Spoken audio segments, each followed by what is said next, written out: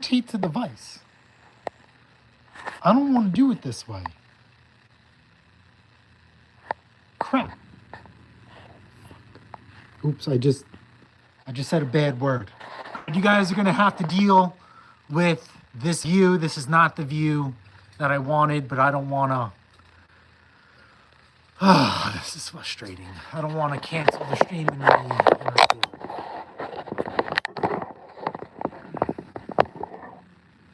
Alrighty, there's a nice cool 41 degrees in the garage. We just had our first snowstorm here in Long Island, New York. A little bit enough, just enough to cover everything and make things look pretty. And then after that, it just turned to slush. So with snow coming, we have snow blowers.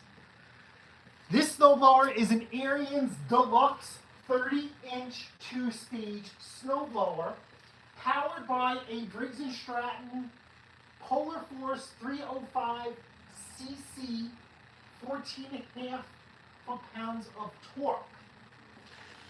Right? Let me just look up the model number and serial number so we can get some information on it for you guys, because a lot of you guys want to know if you guys have an Ariens. The number one question I get to see a lot is, how old is my machine? A simple Google search with your model and serial number will do that. 920013. So here, we're just putting this into Google real quick. Uh-oh. This is going to be a problem. So it's saying this is, I have the wrong one, 920-921-013. So here we are, right into Google. All right, you guys got me. 921-013. 921-013. Let's see if this pulls up anything here. Ariens Deluxe snowblower. Okay, then we're going to go to serial number 011-01557. I think this is a 2010 model, to be honest with you. So let's just see. Parts tree.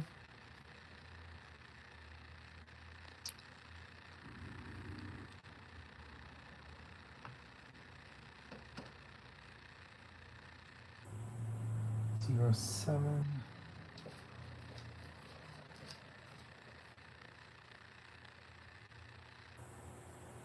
Yep, 2010. So yippee-i-yo, Kaye, not a bad machine to have. I think they paid, if I remember this conversation correctly, they paid $300 for it. What I don't remember is if it's running or not. So before we get started and go in depth in this, we're gonna see if this thing runs. It did not come with the recoil attached, but I did tell them, just like anything else, pull it or spin it to see if it has compression. The hardware is missing, so I was kind of skeptical, but for $300, there's a little bit of risk, there's a little bit of reward. Here's the recoil. There's absolutely no hardware on here. So before we try and fire this up, we're just going to check some vitals, and we're definitely going to start with the oil. You never want to start a machine without checking the oil, because if you go to start it with no oil, bad things are really, really going to happen.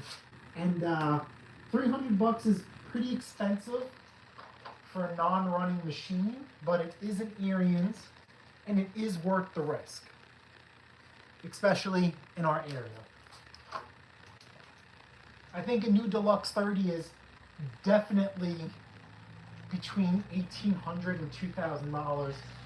Don't quote me on that. I know the compact series, the 24s, are over $1,000. So now here we're at a 30-inch machine. This Deluxe series comes with a few creature comforts, and the biggest one is power steering. Yeah, so we have oil. It's a little low, but it's just enough to get it started, or try to start it.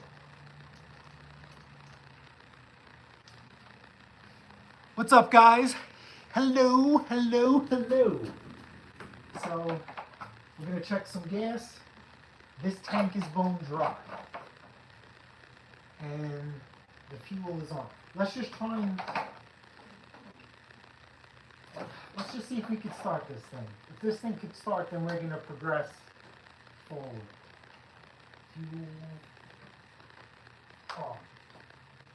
All right, so if you don't know how to start your Ariens, we're gonna do this real quick. Some of you guys are rusty. All right, we have our choke here. Everything is labeled. Start. O means off to me. I means ignition. That's how it works in my brain. Could be right, could be wrong. Okay, so we're gonna turn the key on, and then the throttle we're gonna put towards the rabbit. Now that we checked oil, we're good to go. Now we're in the garage. All we have to do is hear this thing kick over, and that's it. We're gonna cut it off. One, I don't want to let the heat out, and two, I don't want to smoke myself out. Exhaust fumes are bad. So plug this in, and you know what? We don't know the last time this thing ran. So I'm spinning the motor by hand because the recoil is missing, and I'm flicking the oil around. You don't want to dry start this machine. That's another thing too. Remember, this thing's been sitting for God knows how long, and oil, with the gravity, will fall down. And we're just re-lubricating things that potentially have been lubricated in quite some time. Now I am spinning this by hand. I do feel compression. It's stopping. I feel a little bit of resistance at a certain point. So to me, that is compression. Now, how do I know this thing's been sitting for a while? Leaf, and you have lots of mud in the auger. We'll get close once we're done. We'll do a little bit more of a in-depth walkthrough once we're done. All right, time for a good time. Fire in the hole.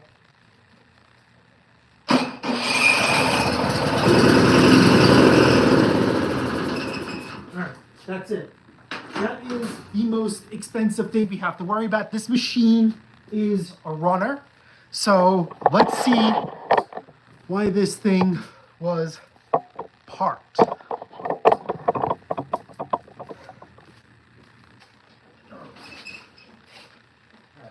This thing up, and we'll do a walkthrough.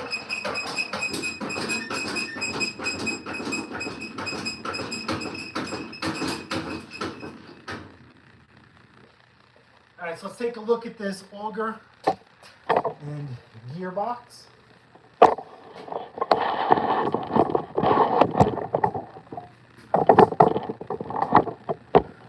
Alrighty, so right off the bat, we could see that obviously it's covered in mud. This thing has been sitting outside for quite some time, or it was used to blow mud instead of snow.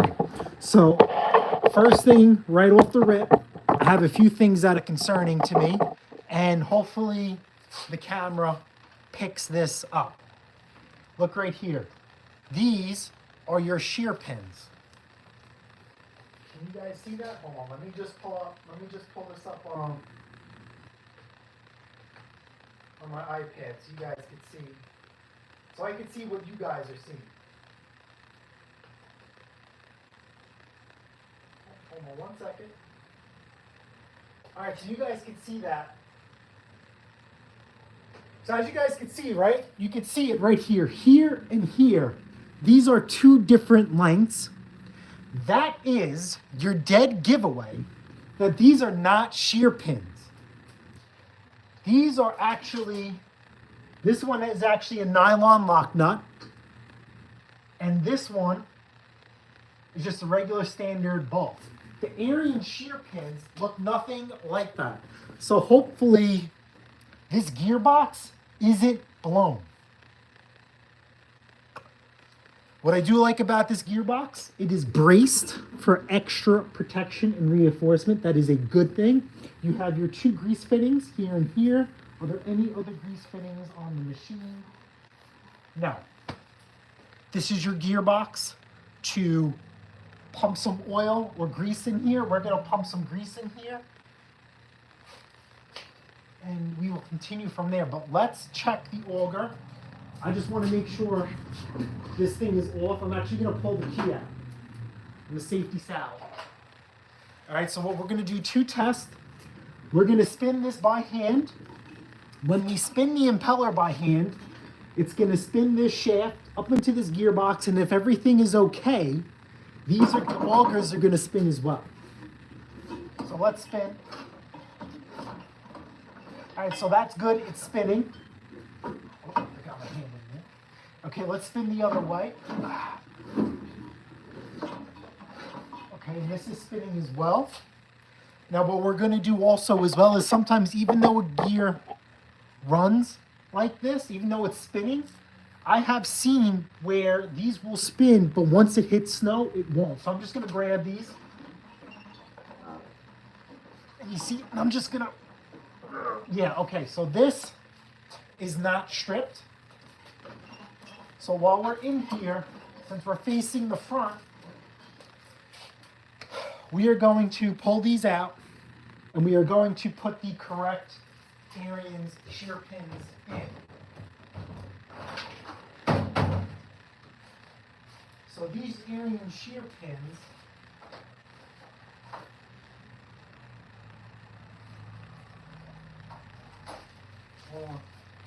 I'm going through my shear pin box. Hold on.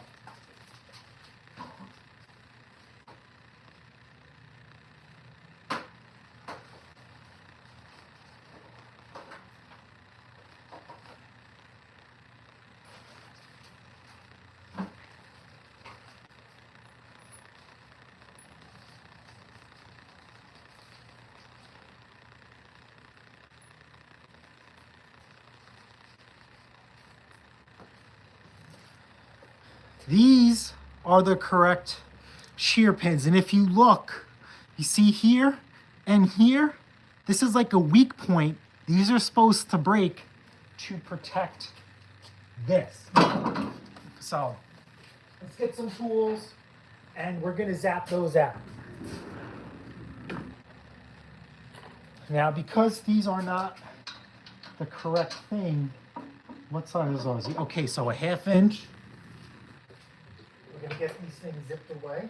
All right, so let me just read the comments. I bet you see that in there, chat. To use a pen and nail. All right, so yeah, so here's the deal, right? You guys should always have extra shear pins on hand to avoid stuff like this. They're supposed to break. Not on an Ariens, because an Ariens is worth a lot of money. On some other machines, this is a death sentence, as the cost to repair it, bringing it to a shop, will exceed the value of the machine. Now, also, I have seen when this gear blows, sometimes it'll take out this auger housing. I mean, the auger gear housing, and or it will strip or damage the gears, the shafts that run into here.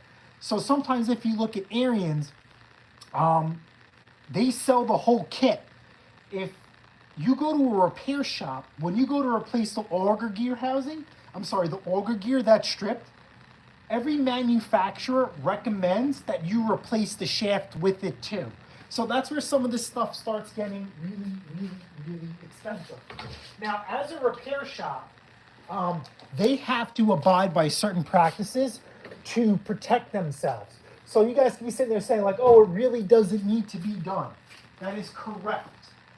But they are trying to prevent further issues down the line and open themselves up to like a callback or going back in there or sitting on the machine even longer, right? they're just going to order all the parts. So as soon as the parts come in, they're not going to take apart the machine and just wait. They're going to try and sell you all of this stuff. And you can't blame them.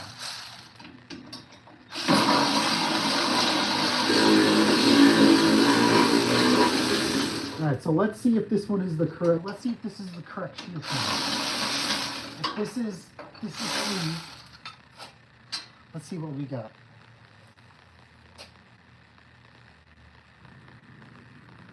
All right, so this is actually the correct shear pin. So we'll set that aside. That is a big machine. Mud blower clockwise. I bet you see that about all snow blowers. I'm not sure. I'm not sure what I said. I said a lot. So we're just gonna vacuum that.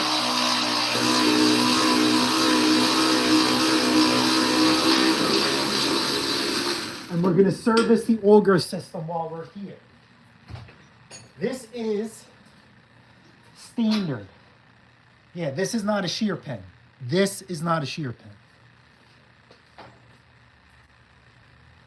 Let's just see if this is the correct one.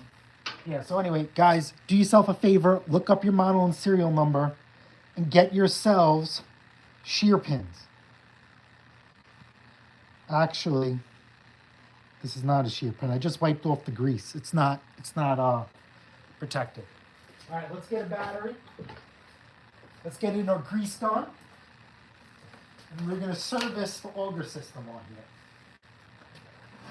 Give this a spin. Make sure they spin freely. What is this hitting? What is this hitting? Okay. So this is hitting this inner bolt. Is this? All right, so that doesn't work. All right. So we're gonna have to do that. This auger might be bent, or this could be bent in. But anyway, even if your augers are frozen, throw a little lube down the hole and try and work it back and forth. So we're gonna take our grease gun and our grease fitting, couple of pumps.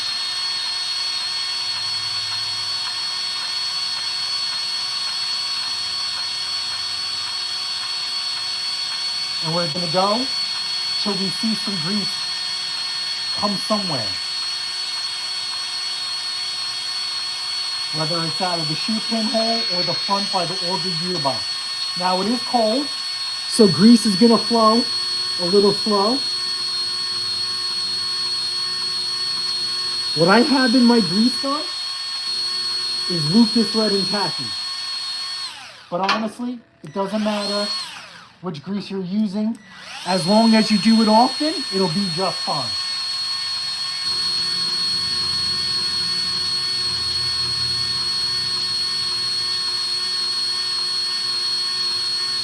All right, so we got a little grease coming out of the front. So what we're gonna do, we're gonna spin it one way. Don't mind that, that's fine.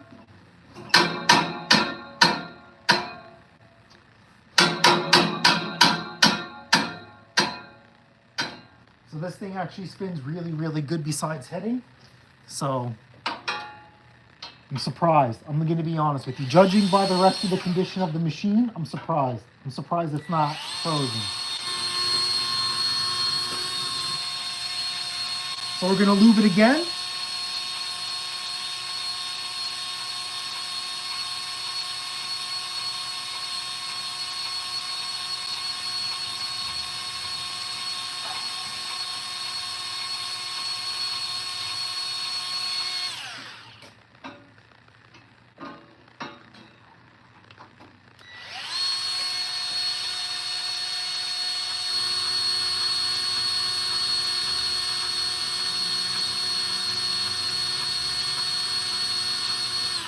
Okay, and we're going to spin it the opposite way.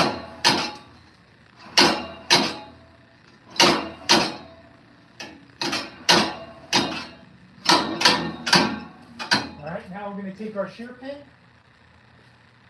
and put it in.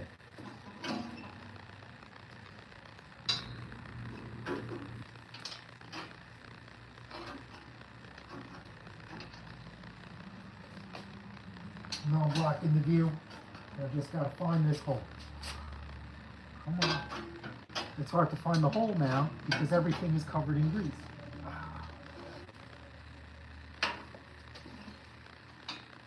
Now, if you buy a snowblower and you're not sure if it's a shear pin, just go out and buy new ones.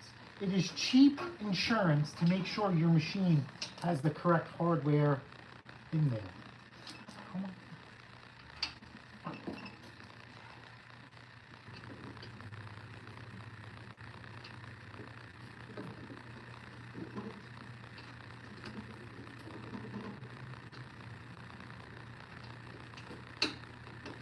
Yep.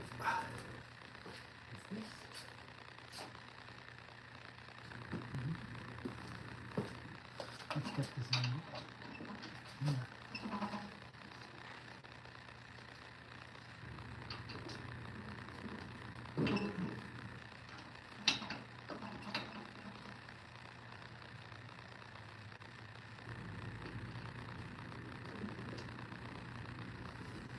This thing should slide right in. Something is bent, which is not a big deal. So we're just going to get a punch. And we're going to center this. Sometimes it needs just a little persuasion.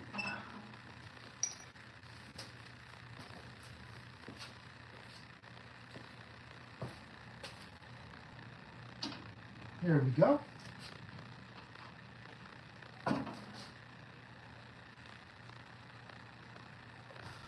All right, all right. I just want to check one last thing. Ariens has a few styles. I don't like that this is really, really tight. This might not be the right shear pin. They could have the wrong shear pin today. I'm trusting what's in here already. Let's see about this one. Yep, so it's the bigger one. It's the longer one. You would verify this by your model and serial number. Here is the longer shear pin. Here is the short one by comparison. Again, you would know all of this by verifying it by your model and serial number. So let's get this installed. That's one. Okay, and what we do to one side, we're going to do to the other. It is very boring. It is a very monotonous job, but it must be done. This is great insurance. At a minimum,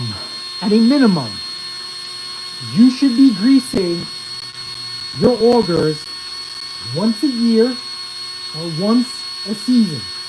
Now, in my unprofessional opinion,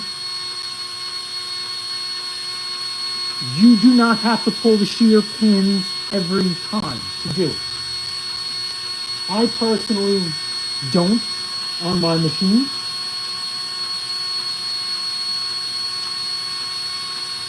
When I first got my machines I don't want to date myself, about 10 years ago, I pulled the shear pins and greased them.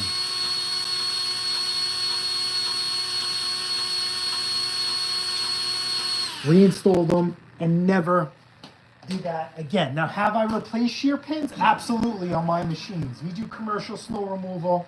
That is the one thing I have to admit.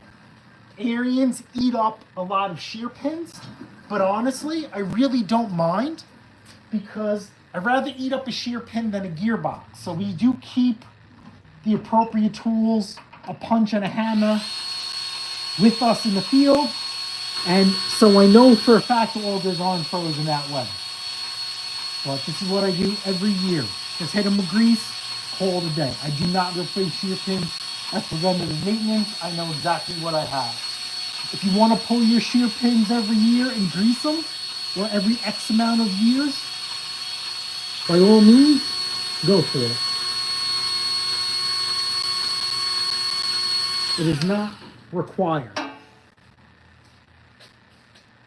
So we are purging. So let's spin it. Spin it to win it.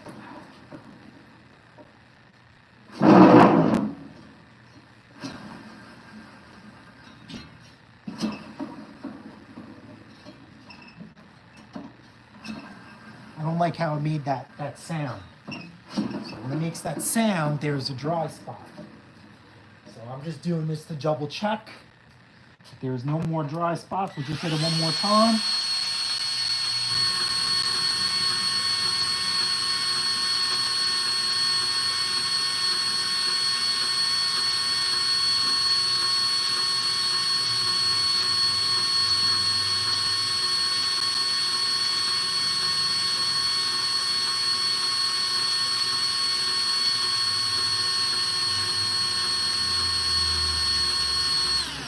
Okay, we're done.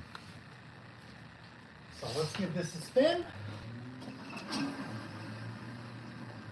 We don't hear no more of that rubbing sound, so we know we are properly greased and we are ready for insertion.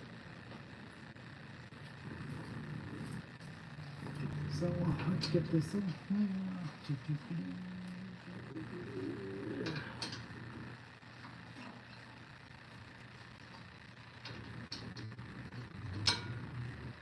I also want to give a disclaimer when it comes to shear pins, because we use a lot of them. This could be part of my issue.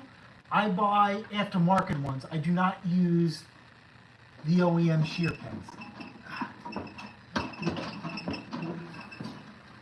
So that could also be a part of my problem. But just trying to keep things transparent. But they do break. And they do protect the gear case. That's all that matters to me. All right, so let's tighten these down.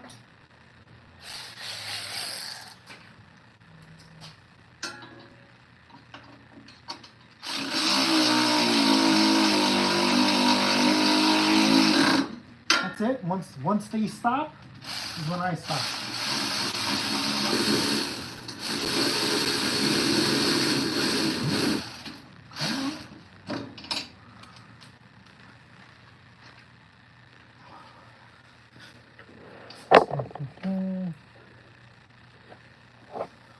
It's 9/16.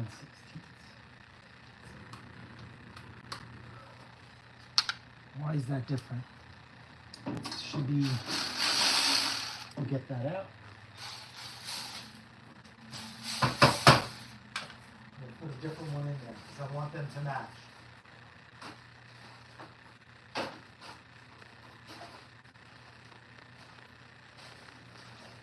Just going through my shear pin drawer.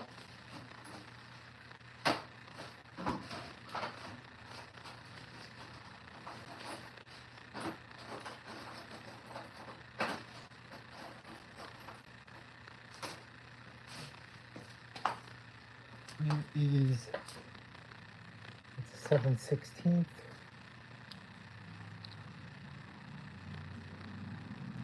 Yep, ½ inch.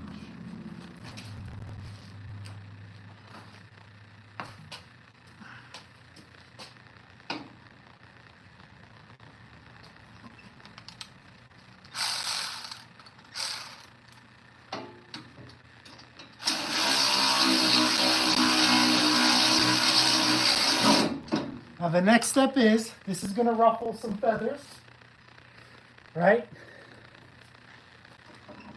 This Auger gearbox right here, that's not a ½ inch, that is 9/16.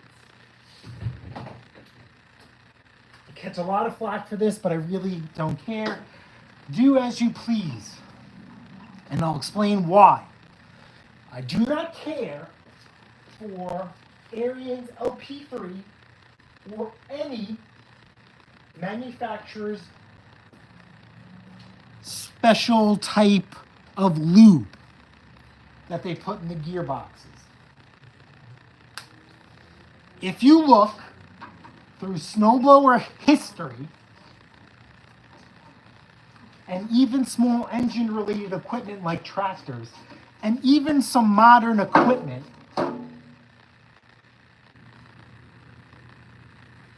they put grease in gear cases and gear boxes.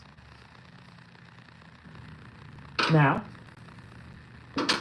if you have an Ariens with a leaky gearbox, how do you repair it? You have to take the entire machine apart because this thing is throwing lube all over the place. You didn't have that problem years ago when it was filled with grease. So that's exactly what we're doing. We're going to give this a couple of pumps of grease for good measure and move on. I have been running grease in my gearbox for about 10 years and zero issues.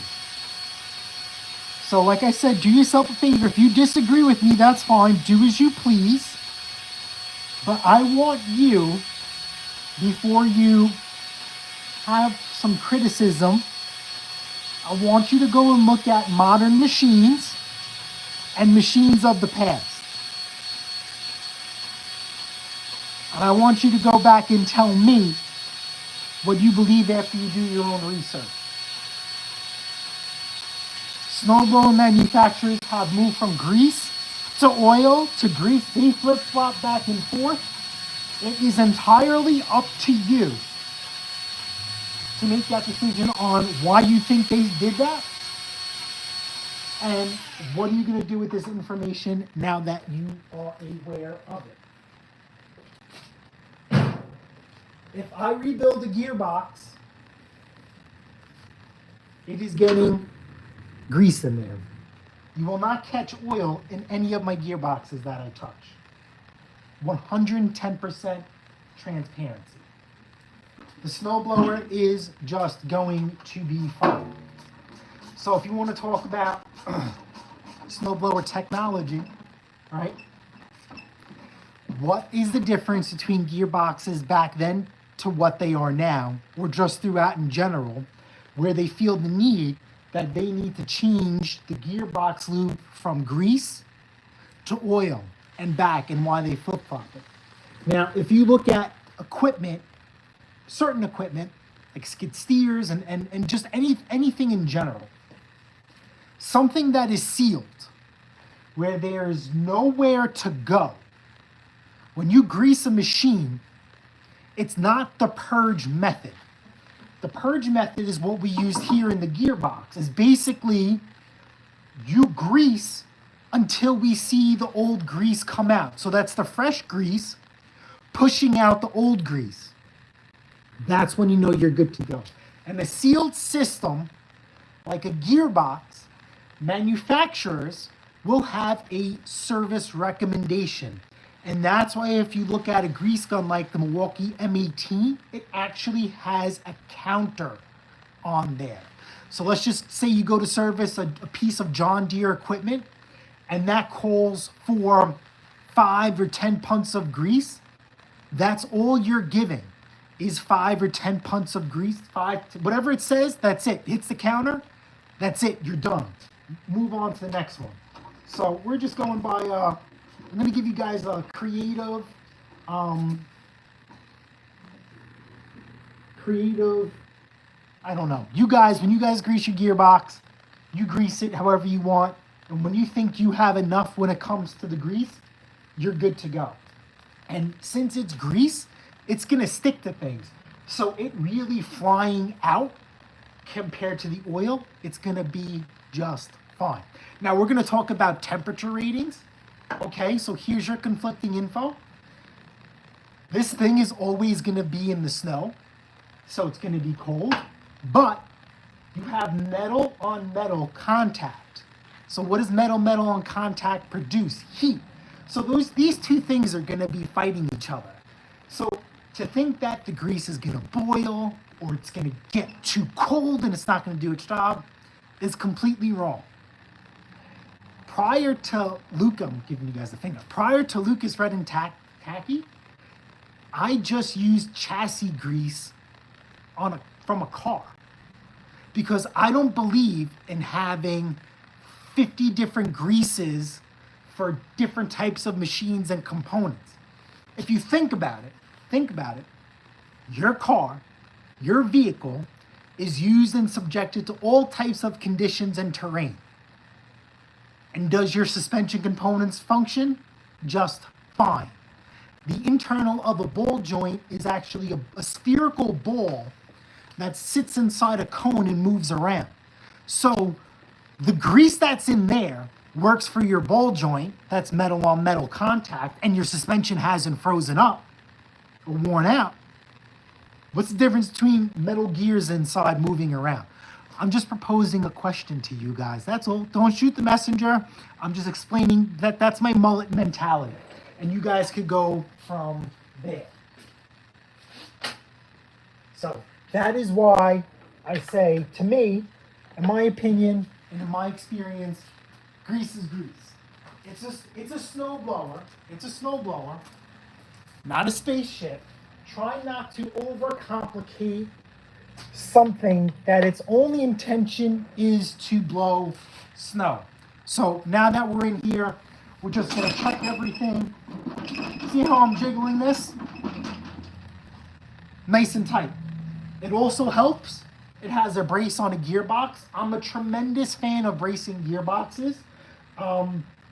That is something I want to implement on all my machines. I've never had an issue, but I really, really like it a lot. So this is 2 points of contact. You have one here in the auger and one right here in the gear case. All right, so let's get some stuff out of the way. We'll move on to the next part of this machine. Let's move up a little bit since we're facing the front. Can you guys see what we're missing? Let's activate the auger controls, and nothing is working. Can you guys see? I'm watching you guys. It's not even moving. Why is this disconnected? Why is this disconnected? And this is bent. You see that? See this here? This part is supposed to click in here. So let's even this out. Let me get a pair of pliers. Let's even this out. We'll put a rag in here. I know this machine is already used and scratched, but I don't want to add anything to it. Now, because the rag's in here, I don't know if we're flush. All right, so now we're flush.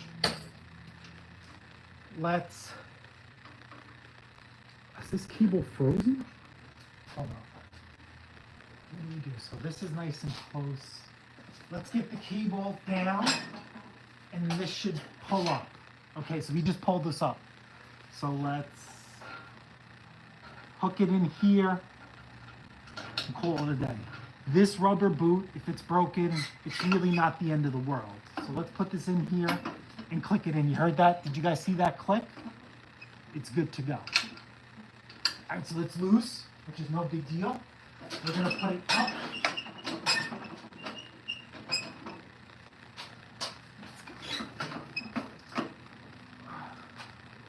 Let's go up. This is down. Okay. All right, so we're gonna grease this hinge. We're gonna grease. Hold on. Oh. Let's reposition you guys. Next piece of service. Oh, that's right. This comes out.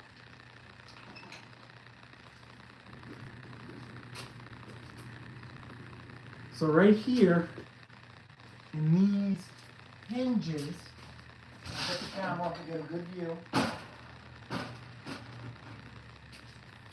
Where's my lube? Where's my lube? Is where we are going to lubricate. Yep, right here. And you can see the spider web. So just give this a nice little coating. Okay, and we're just going to work this back and forth. Now, off camera, this hinge, actually, you know what? I can turn it. Let's turn it. Can we turn it? Where's the turn on? Let's turn it. Can you hit the camera? Okay, so this hinges 2 ways. So we're just going to hit this from the inside. Okay, let's work it back and forth. See that? Now it's going on its own.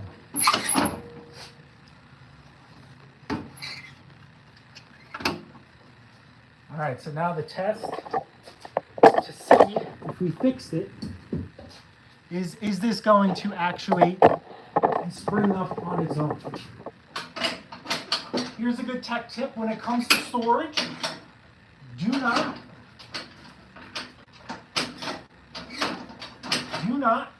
store it with this down. You want to know why? You're going to wear this spring. If your Ariens snowblower has trouble springing up after lubing it and checking proper cable tension, this is your issue right here. You're going to have to replace the spring. Not a tough job. It's hooked up to this fork. Undo this fork, pop it out, put a new spring in.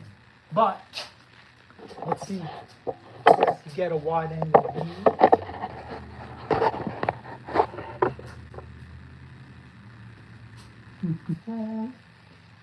Let's see. Okay, so let's see right here. This is in the highest setting right here. You can't go any higher, so that's a no-no. It's supposed to go higher. And we're going to push down, and this is supposed to be at its lowest setting. Now, if we look here, we're going to go for an aerial view. We still have 2 slots to go, and I can't go any further. So here we are down and up. So now we're going to have to adjust the cable. So let's spin this around. And we're going to look at some cable adjustments.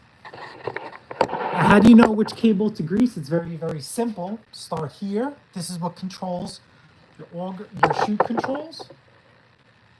Then we will go here. Now we could tell somebody's been in here because this is not a factory repair. You see this end here? This is what they did. You see that? So this thing is going to need an auger cable. Let me write this down. I got to put a list together. This is a live repair. You guys are going to get the good, bad, and the ugly. There's going to be some buffer in here. So let me write down what this thing needs. Let me get a list going on something that I do not have. That's what I got to put on my Christmas list. I got to put down one of those, what are those things? What are those como se llamas? Come on. Like a dry erase board, or maybe they even have like a digital one. So, all right. What we know is we're going to have to write down chute control cable.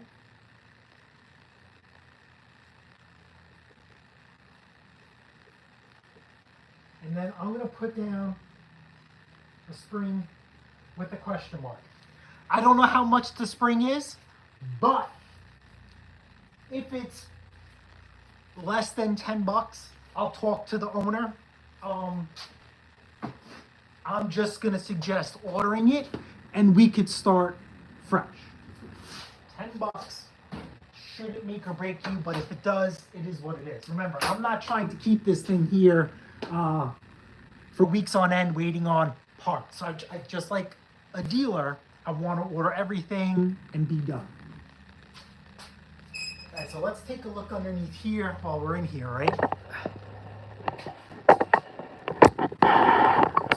So how does this look? See more springs. See if any. Let's look. See if anything else is broken. Let me go get a flashlight.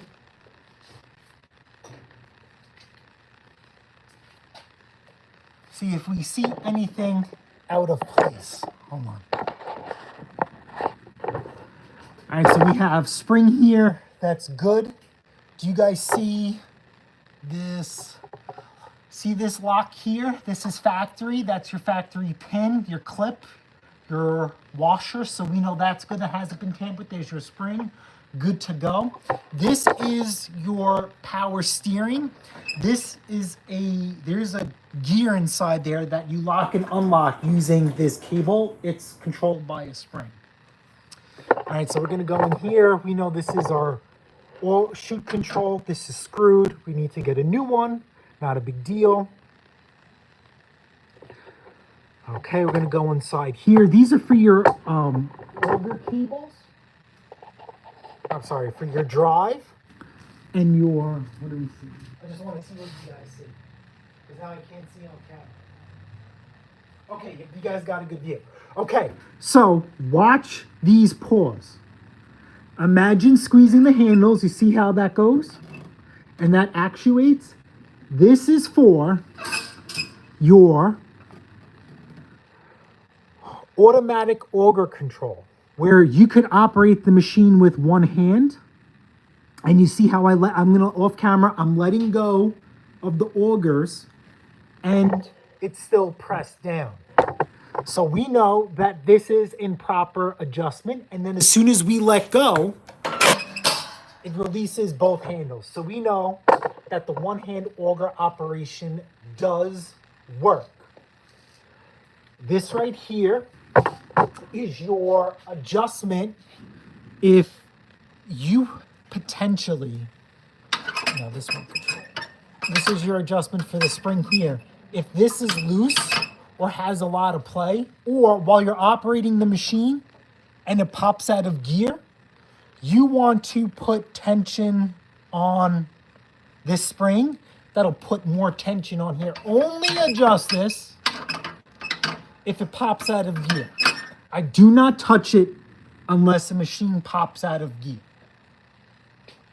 We'll go further down the line.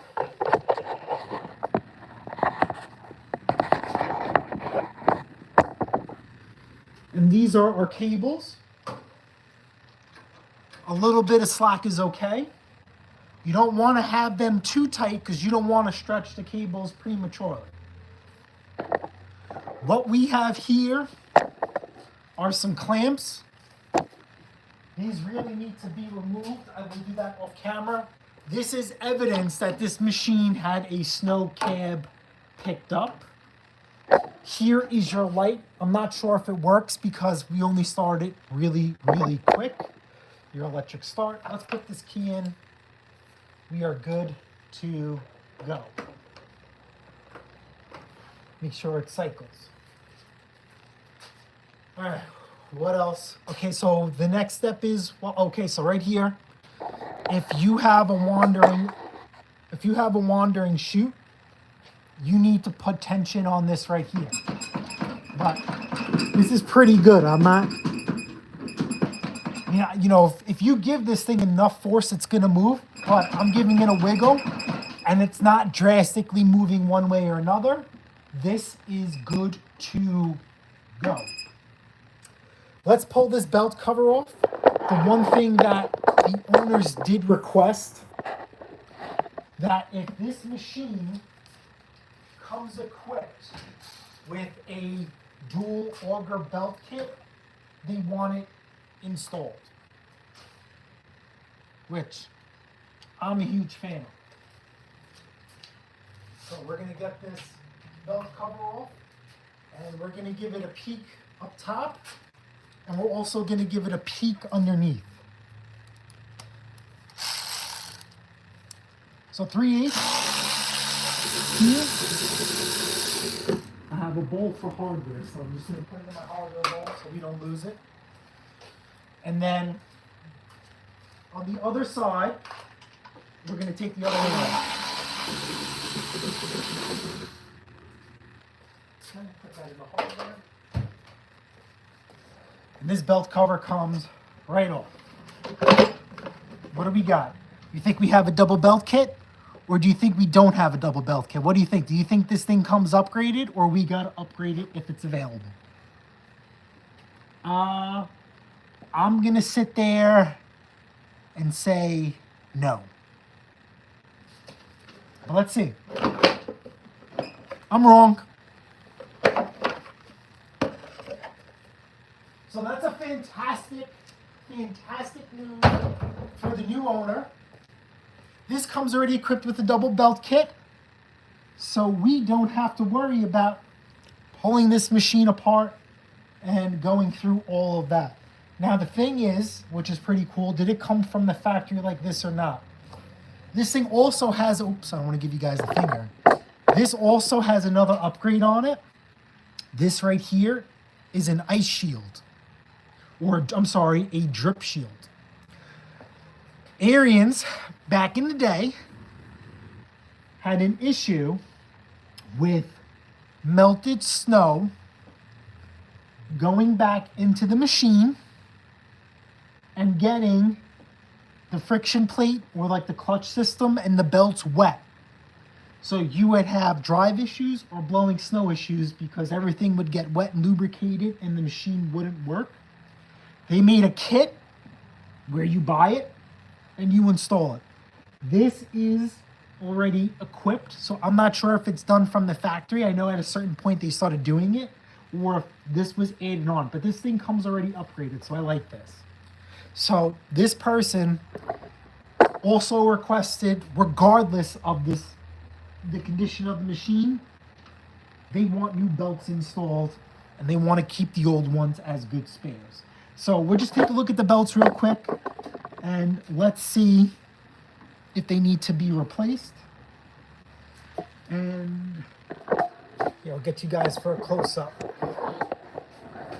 And honestly, what we're seeing so far, these are in good shape.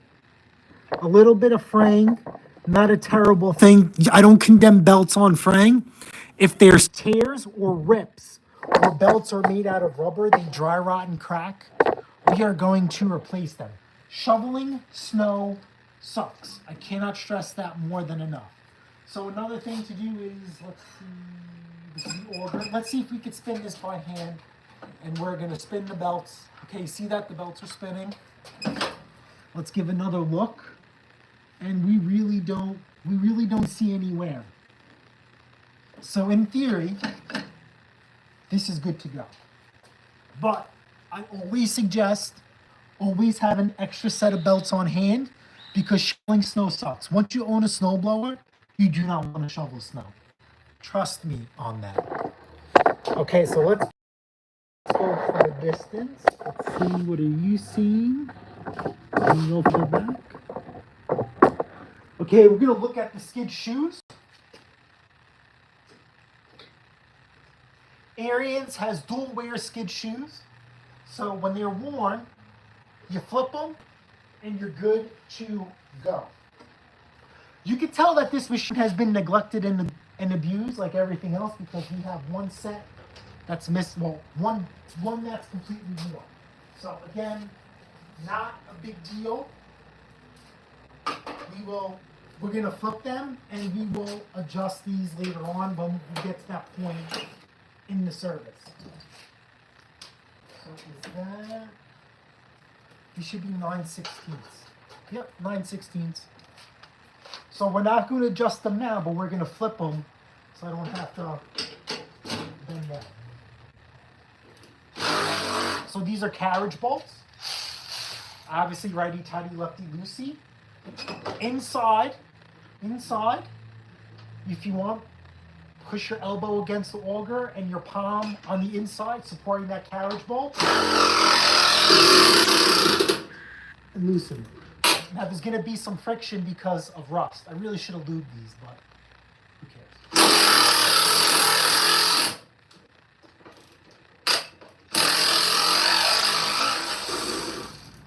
Okay, comes right out. Let's give it a little tappy.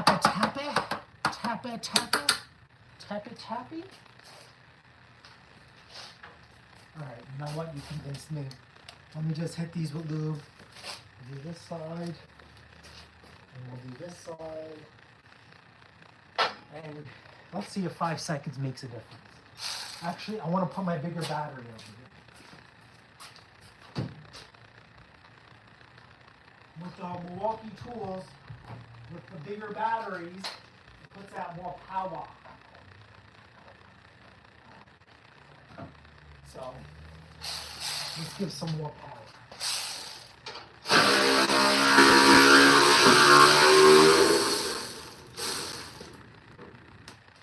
Okay, these washers fell. Let's give this thing a quick blow job. Let's get all this. This is dirt and whatnot. All this stuff should be kind of clean because dirt traps moisture and moisture causes rust. Again, this machine is rusted already, but let's prevent it when they can. If they want to restore it, or if they want me to restore it, that is up to them. It's too cold to paint. We're going to get the skid shoe back on. You guys already know what time it is. It's anti-seize time. You for sure want to anti-seize these bolts, because these bolts are going to be subjected to the worst conditions ever. So just a little bit. Just on the end, just the tip. Because when you put your hardware back in, it is going to twist that anti-seize into the threads. So we'll put our washers back on.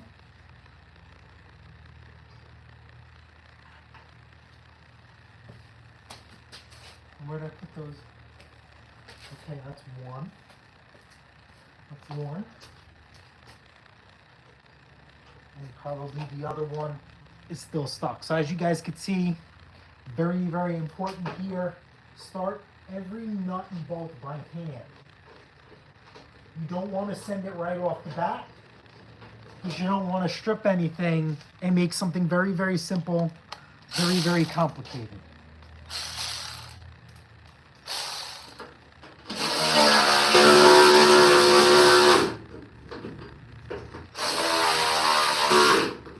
So we'll do, I'm just squeezing my hand. I want to just make it just a little flush. We'll do the final adjustment when we get to it. We're still in discovery mode. What we do to one side, we must do to the other. Close my drawer. Let's get out of the way.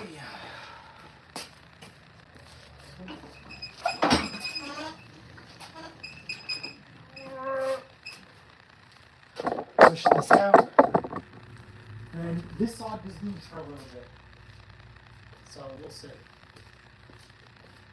Quick little beverage break.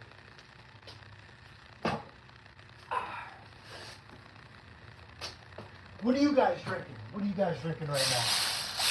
Righty tighty lefty loosey, same thing. Support the inside.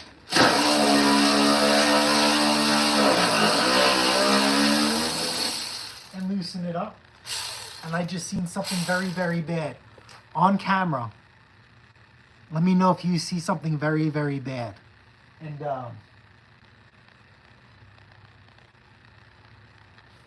I'm cursing inside my. I'm saying very, very bad words. I want to know if you guys could see the bad stuff right now. This sucks. This effing sucks. I'm not saying they ruined this machine, but it's been compromised. And I highly doubt the person who sold it to them told them that. And I don't either. I can't text them or call them because I'm on the phone with you guys.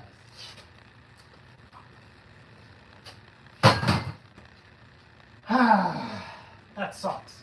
That really, really does suck. That really, really, really does.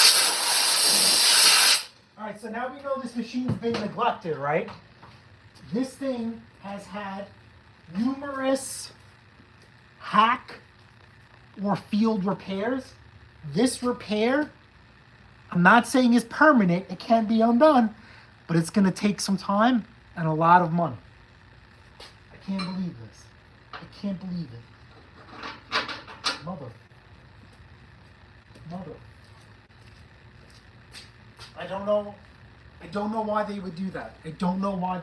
I don't even think a repair shop would do that. That doesn't make any sense. There's no way that a repair shop would do this. I mean, unless the customer requested it. But I'm trying to think in my mind, what scenario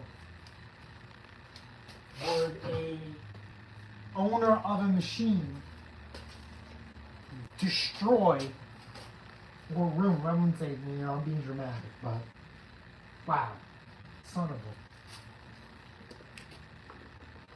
That's your keynote. This machine has power steering. What do you think they did? Freaking idiots. This is why you got to be careful when you buy things. Son of a. This is a big machine. So this feature is really, really nice. Can't believe it. Mother.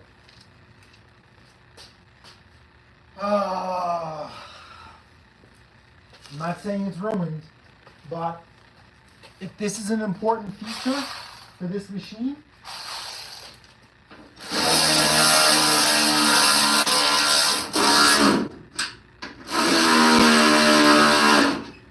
let's get this up a little bit.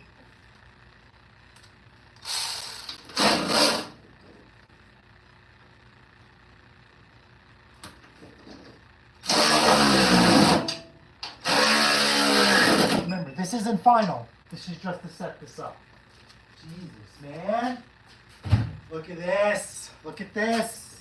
And they did it to the other side too. Let me get you guys into better position.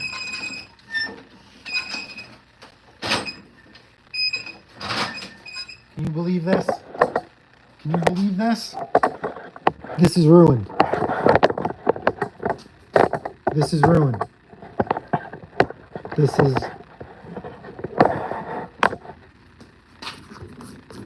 Can you guys... Oh, no. Look at this. They welded the rim to the axle. So this machine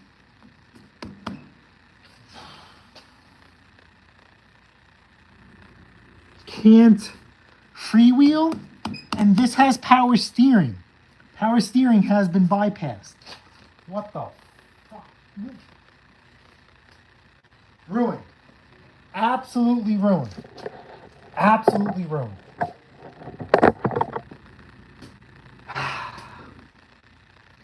I guarantee you these morons lost the pin and or a keyway inside here. They freaking lost the hardware for the recoil. So if you're missing the pin, then the rim and tire won't stay on the shaft. If you're missing the keyway, it's just gonna freeze spin. So let me show you the other side. This sucks. This freaking sucks.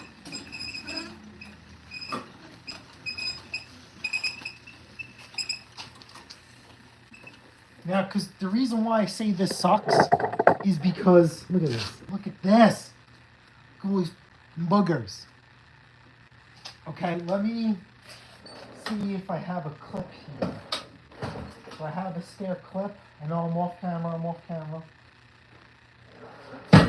Let's see. All right, so I'm going to give you an example. Let me get a wrench. Let me get a wrench. This is your axle shaft. Okay? Inside this axle shaft is, you see these threads?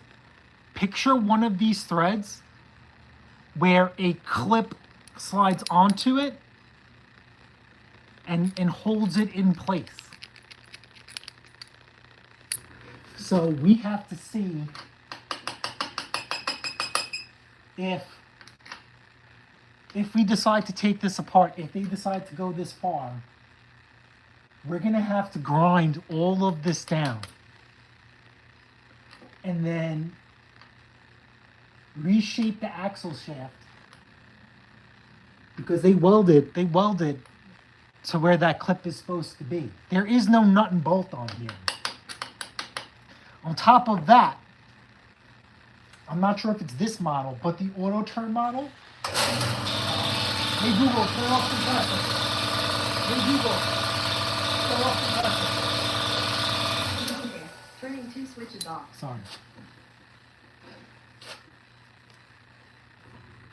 The axle shaft has splines on it. And over that spline is another sleeve. That could be compromised as well for two reasons. One, this weld. We don't know how far it penetrated. Two, rust. If that sleeve is frozen to that axle, we're in, well not where, there, in big trouble. So I don't know how far they want to take it. Oh my God. Wow. Wow, why would you do that? Why would you compromise or bypass a functional system over $5 or $10 worth of parts? The clips, I mean, come on. That's not cool. That's really not cool.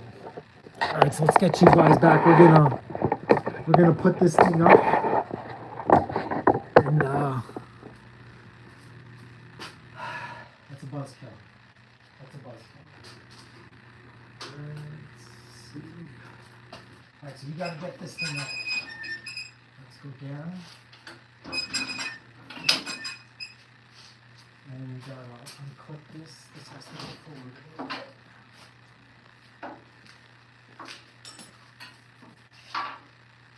I don't know how far they want to take this thing. Because here's the deal. It's not a crazy repair. But we're talking about expense-wise. This could be a labor sucker, plus parts. Skips here's the recap of what you missed. No music. That's how I get copyrighted straight. Let's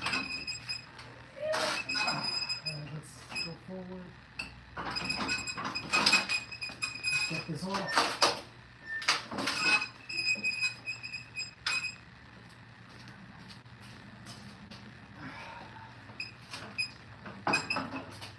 That's fine.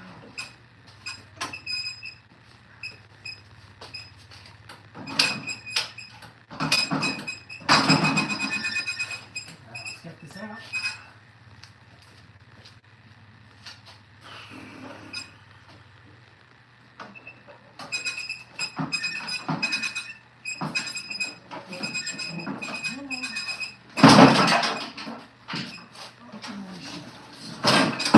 Alright, let's get this out of the way. We're done with this. Excuse me.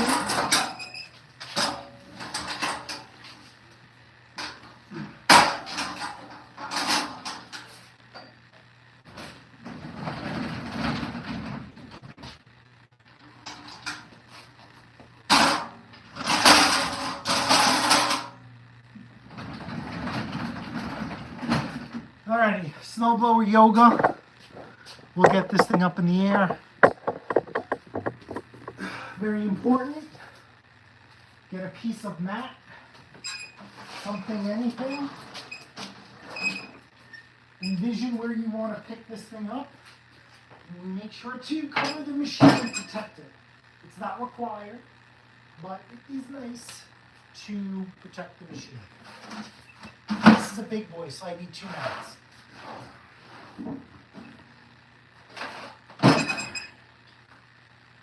Alrighty, let's see if we eat our Wheaties. Lift with your legs, not with your back. Oh, that's right, and turn the chute one way. Here we go, it's press time, baby. And up and away we go. Wow, and because these wheels are freaking frozen, they welded those in. Getting a grease gun fitting, getting a grease gun in there is going to be a challenge unless you have the special 90 degree. Yeah. So sad. That's freaking sad, man. That's sad.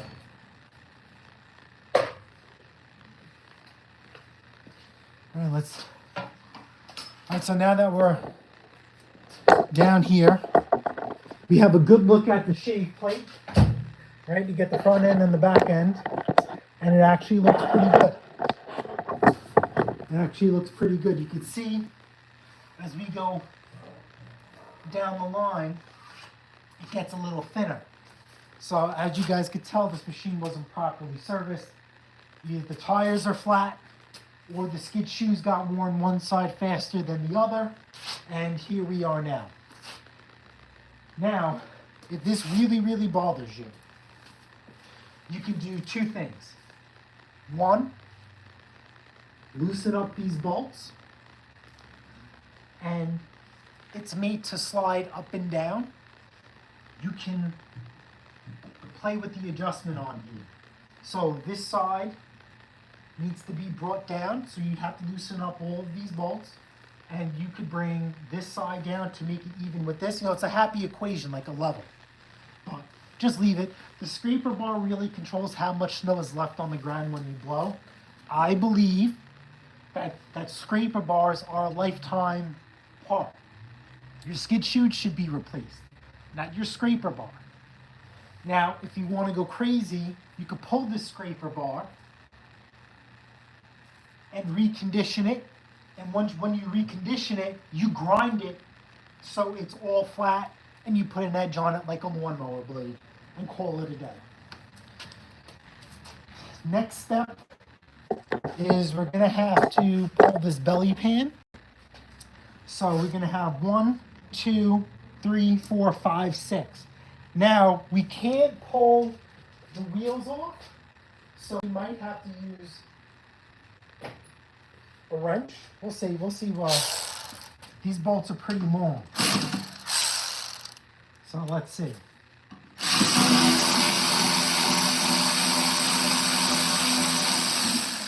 right, so we made it just enough. All right, do that.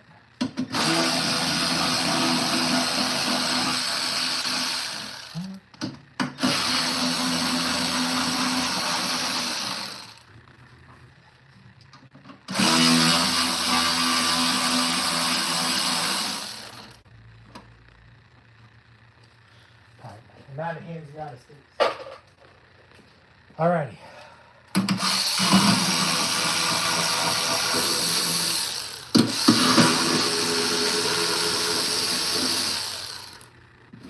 Well, why? Let's see why. Let's see how why they replace. Let's see why they bypass this. Let's see if anything is missing from the power steering system or clutch. Wow. All right, so this is all working. Let's see, can we get nice and close to you guys? Let's see. Hold on, let's get close. And you guys have a good view. Yes, you guys have an excellent view.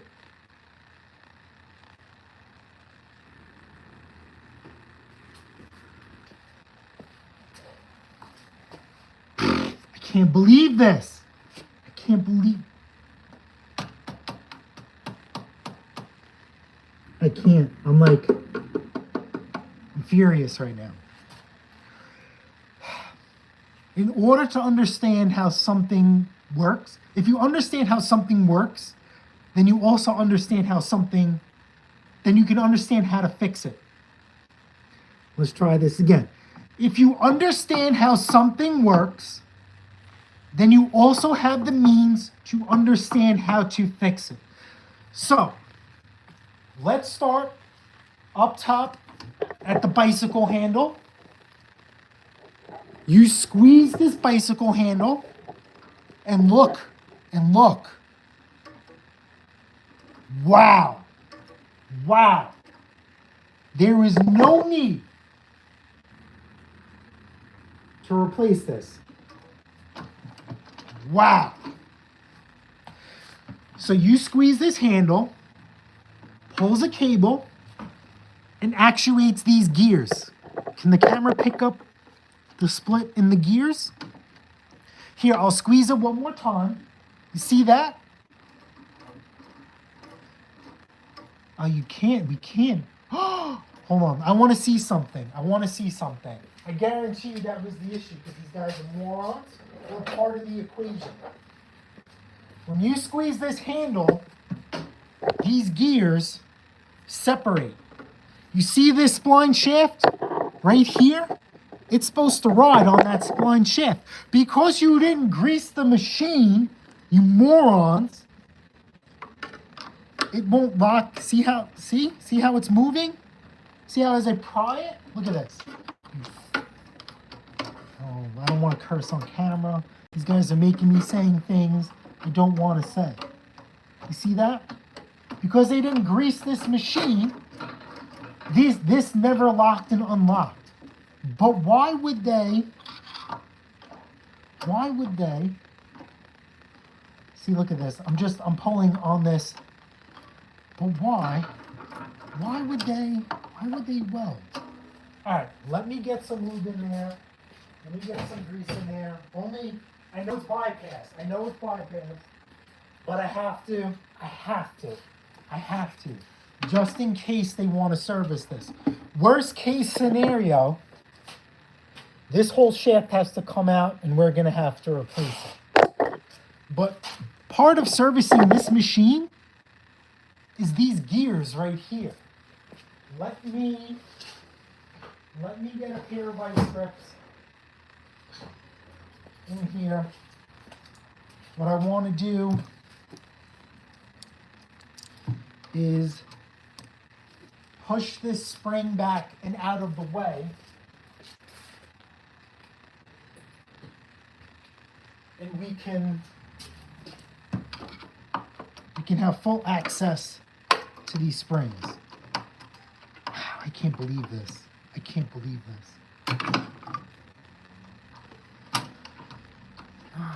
You know.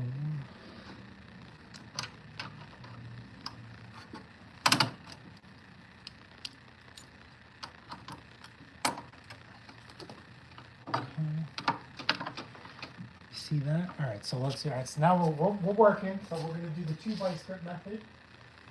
We're going to do one that way, and we'll clamp another one on. Hold on. You guys see what I'm doing, right? What I could do is knock out this pin, but I don't want to do that.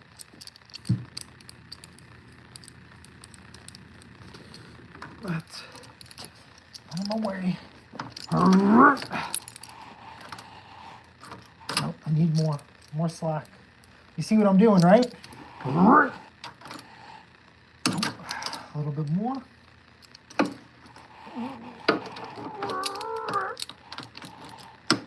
Okay. We could use a little bit more.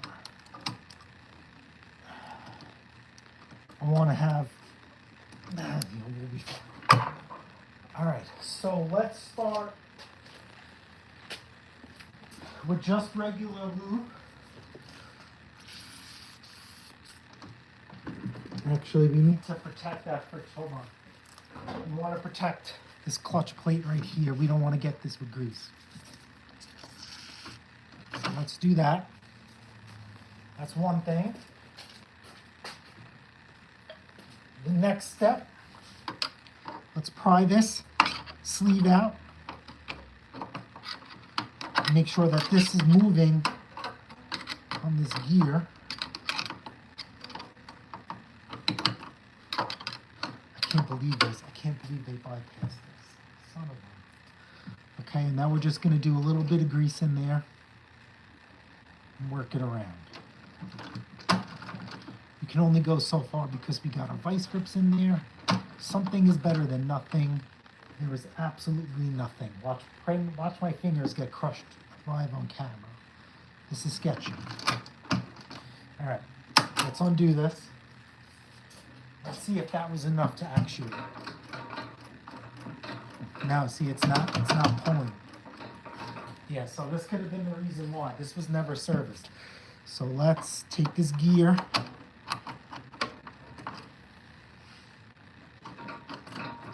You see that? I'm getting there.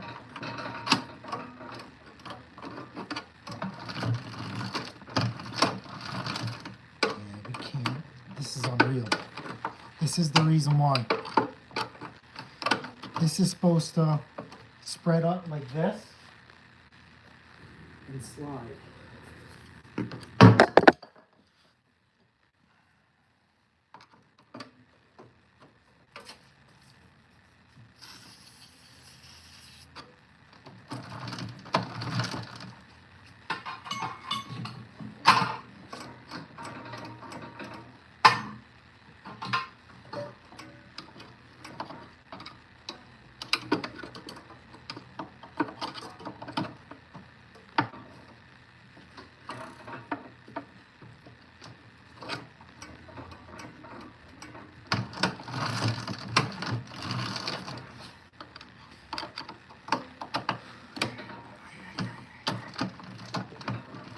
see how this pulls out all the way?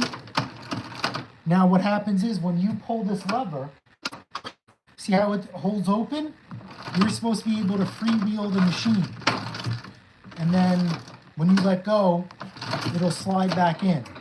So this cable needs an adjustment, or this spring was weak and it didn't pull it enough to keep it open. See that?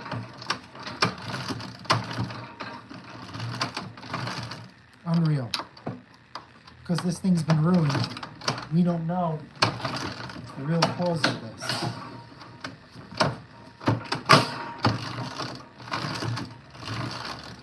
Alright, so let's get this in the closed position. Yeah, because they bypassed everything. We can't stick the shaft open. Unreal. So, how much do you think some of these parts are to do this job? Unreal. How far they want to take this thing. Oh well, so this is gonna function like a normal SnowBlower, as if it doesn't have power steering. All right, so while we're in here, let's take a look at everything else. Gears, good to go. This is your chain. This right here is a drive sprocket. As you pay attention, when you engage, this wheel spins the sprocket, spins the other one. This grease fitting right here feeds this sprocket. This is not sealed. So when you go to grease it, it's going to purge out the old stuff. I don't think my grease gun can fit in here. Yeah, it won't fit. Let's try another grease gun. We'll go with El Manuel.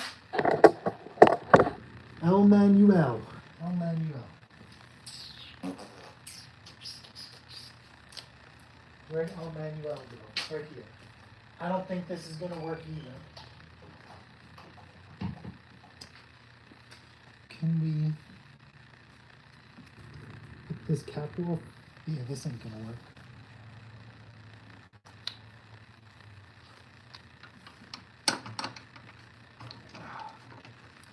Actually, okay, so it does work. Let's see, is there grease in here? I think there's grease. All right, so let's see if we can get grease to come out. You guys have a good view? Wow, bro, what a piece of shit. Oops, sorry, I can't curse. I don't want to curse. So, I mean, we can maybe get around it, but let's see. We're greasing. And you see how the shaft is coming out? Did you just lose grease?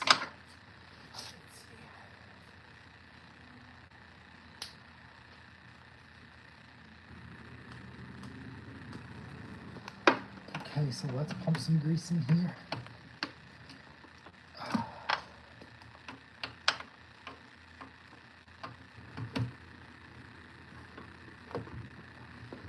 Come on, I just had it. Okay, there we go.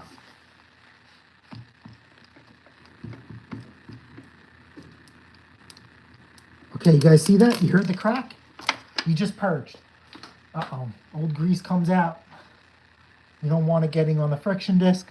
We'll take the extra grease and put it right there. All right, we're done. We're done. You just purged it. That's all you need to do. Okay, so now let's take, we did the inside. Now let's do the outside.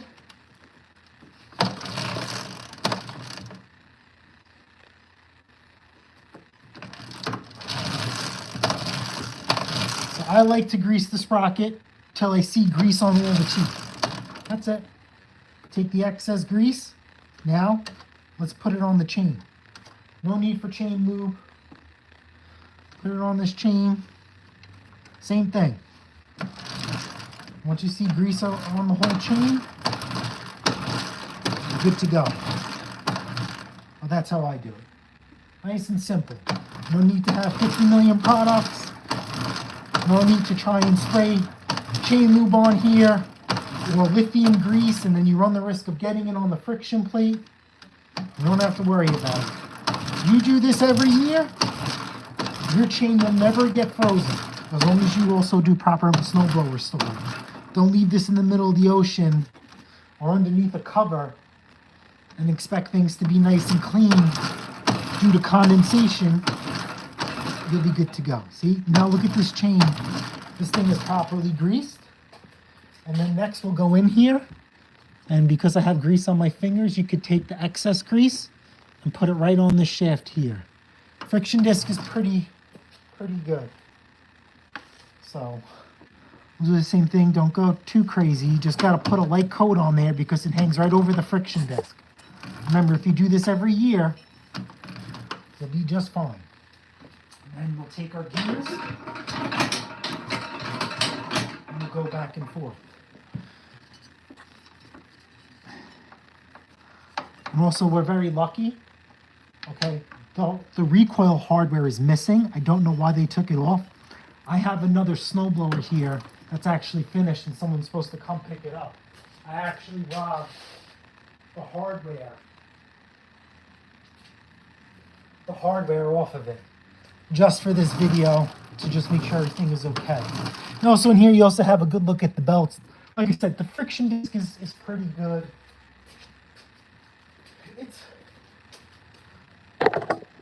It's got some life left to it. There's no cracks on it. Let's see. Let's give it a spin. Yeah, see how I'm spinning it and I clamped on the auger. So this thing has life. This has some life left to it. Let's get this hardware back on for the belt cover. And then I think we'll end it from here. I mean, changing the oil is routine. You guys seen that enough. I don't know what they want to do with that axle cover. That's a lot. That's I'm not saying that's an in-depth repair. I'm not saying it's a big job either. It's just because they welded it. It just complicates things. And I'm not saying we're opening up Pandora's box because it's a mechanical system, right? So whatever's missing or broken or damaged, we could just replace it. So Ariens did away with this drive system, but I'm going to sit there and say that parts to replace it are still available. The only thing I've ever had to replace on these drive systems are is that one spring that hooks up to a mounting point and then to the sprocket that releases and unreleases. That's the only time I've ever had to repair these systems. I actually like these systems compared to the auto turn system because this drive cable system is all mechanical and completely serviceable, and you could repair it in components. Compared to the Ariens auto turn, where it's a series of clutches. And if your auto turn has problems, you just can't take it apart and start servicing and repairing clutches. Technically, it's a sealed unit in their end, and the whole system needs to be replaced. And it's not serviceable. You can't service your clutch system.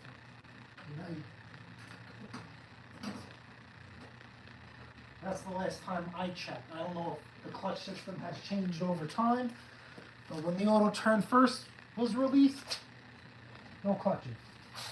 Not serviceable. I like to service things. That's why I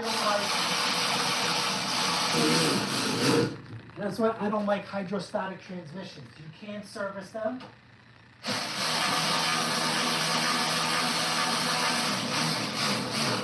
They are sealed units.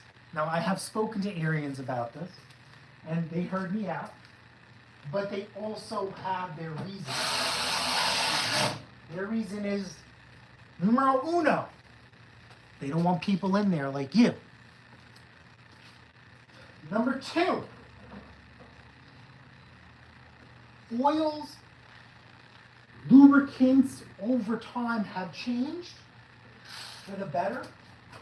If you realize in cars, pending circumstances, driving circumstances, your oil change goes a lot farther. Because a snowblower is only used in season and not all year round. The gearbox is sealed because with the invention of better fluids or the better development of better fluids, the molecular component of grease and fluids have changed. It's considered lifetime. So they're not even repairable either. You just take out the old hydrostatic and put a new one in. Also, if you look at Hondas, I'm not calling out Hondas. Nope, not doing it. But Hondas have hydrostatic transmissions, and they are very, very expensive to repair. And on some models, they don't even make them anymore. And once they stop making them, that is it. I have yet to come across and see if somebody has retrofitted a modern transmission to an older Honda. Sounds expensive and time consuming. So in my area, I cannot speak for anybody else. In my area, if you see a Honda split in half for sale for parts, you know that it was a transmission issue. Hondas are very, very expensive. So if your gearbox is blown, even if your motor shot, right? It's the same as a Predator motor or whoever else makes motors out. You can repair your Honda at a pretty reasonable price. Once you factor in that transmission, if it's made of unobtainium, or I think transmissions, it's been a while, but a couple of years ago, a transmission on a 724 was, I think like $600 or like $800. It was insane. So, that's that. Now hold on, what I want to do real quick before we end this is I want to wire wheel. I want to wire wheel these axles. I want to see how bad these are. And if they go through with this repair, what we're dealing with. I know what we're dealing with, but how bad? How bad do we want to deal with this? Let's take down. Here. And my wire wheel is on my volume part. So let me go grab that. Excuse me. I'm going to do the recoil. I'm getting ahead of myself.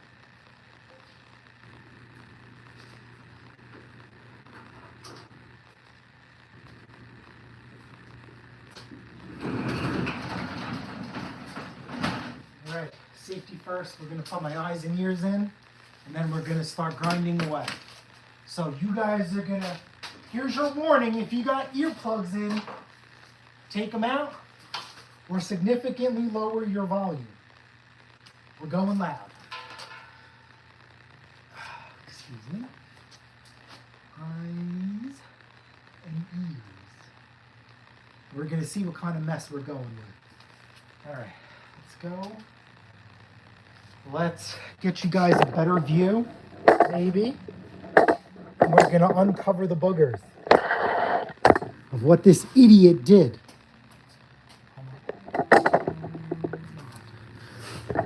Are you guys happy with that view? You guys happy with that view? We go a little bit lower. All right, all right. Watch your ears.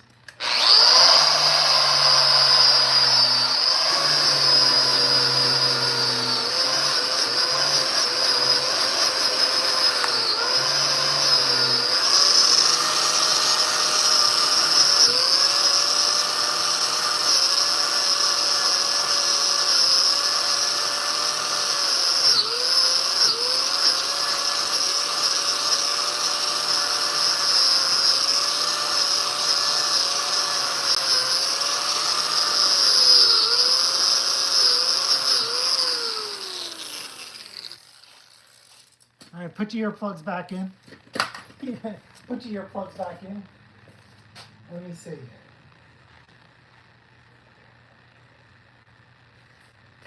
Alrighty. Let's get a little flashlight. Let's see how bad this thing is butchered up. Yeah, look at this.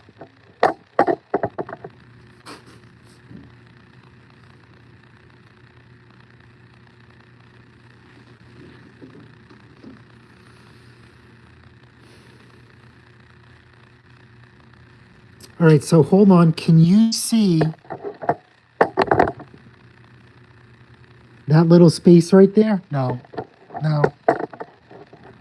Go down lower. Can you guys see? There's a little gap. So that gap is where that clip goes. They welded practically all the way around this. But what doesn't make sense to me is that gear, right? That gear is interlocked. These wheels are spinning no matter what. The only time they won't spin is when that gear unlocks and only one wheel, because it separates the axle, won't spin, but the other one will. Does that make sense to you? So it's not a true power steering system like a Toro, an MTD, Husqvarna. I'm not sure how Honda does it. I forgot. But Honda, all those other manufacturers, Toro, Husqvarna, MTD, MTD makes Craftsman and all them, they have gears on each axle. So if you squeeze the right trigger, the right wheel is unlocked. If you squeeze the left trigger, the left wheel is going to unlock. So you're going to pivot on that unlocked wheel. Ariens, you pivot on one wheel no matter which way it's going. Yeah, this thing is this is bad. This is bad. And then let's do the other side. Because I got to take pictures anyway and send it to them and see what they want to do. If this was your SnowBlower, what would you do? Would you want to fix it? Would you want to fix it? Or would you let it go?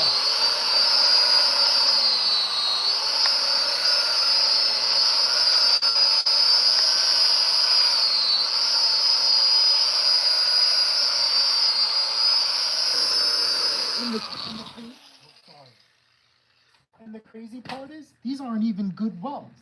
These are literally like squeeze the trigger. Oh, I forgot to tell you guys, watch your ears. Sorry. I'm caught up in the moment. I'm a little emotional right now. You know, when I see an Ariens like this, it kind of hurts my heart.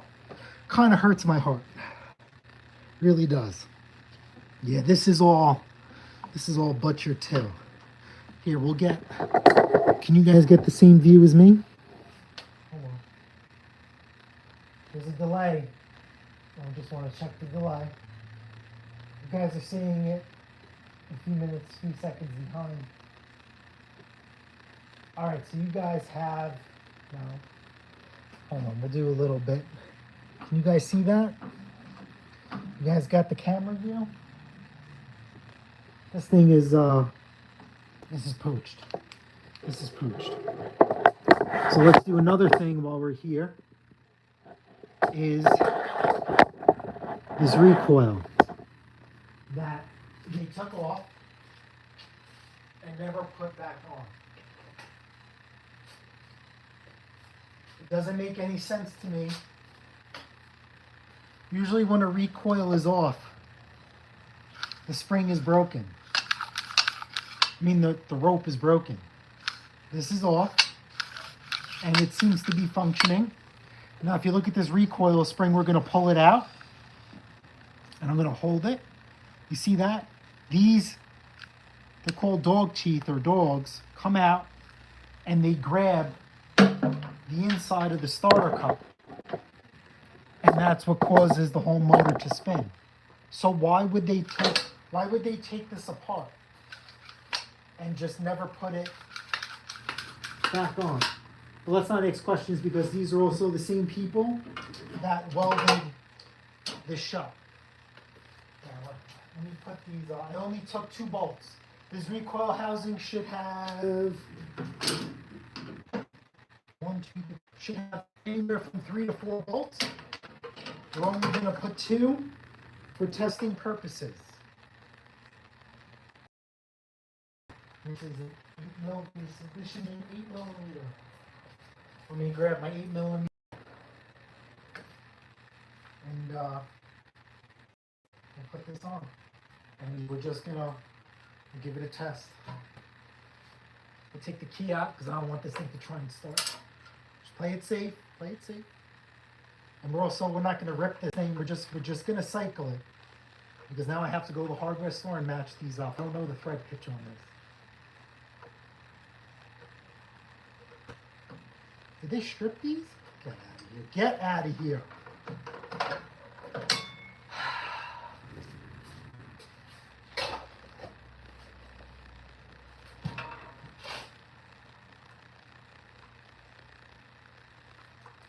Yeah, that's stripped. This one is stripped on the bottom. Stripped.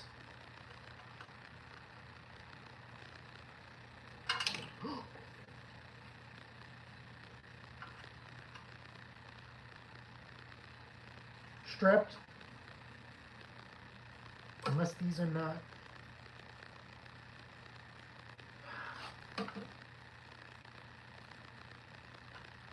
So these are off the next size motor up. But a recoil housing is a recoil housing.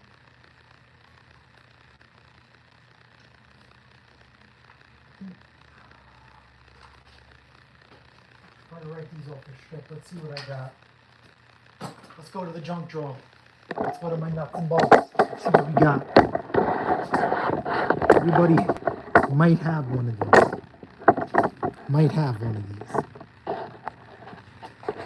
So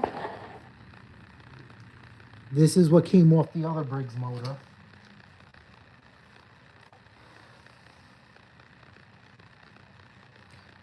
Let's see.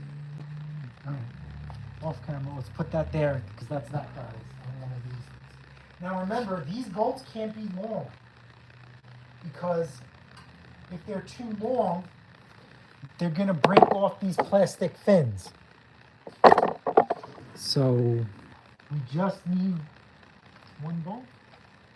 We gotta do something.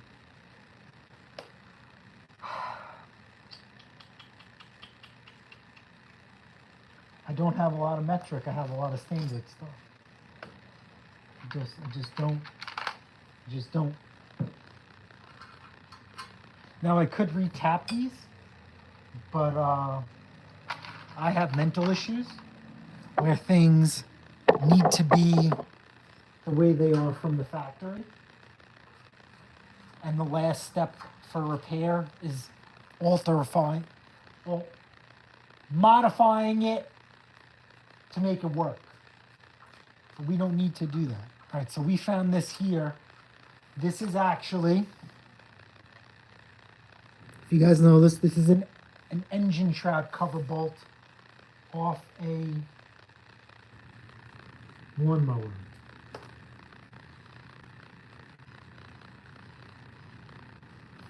And next drawer here, this is where I keep my lawnmower stuff.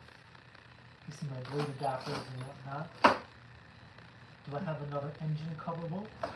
Next drawer, more mower bolts. These are my blade adapters. Alright, so here we go. We just need 2. And then I'll take these to the hardware store and I'll match these up. Okay, I seen that comment. I would cut off my pinky in front of my wife because I wasted so much money. Listen, $300 ain't bad. Ain't bad. For an Ariens Deluxe 30, as compromised as it is, not too shabby. Where did I put the recoil? Where did I put the recoil? Where did I put the recoil? Where did I put the recoil? I just had it. I just had it. Just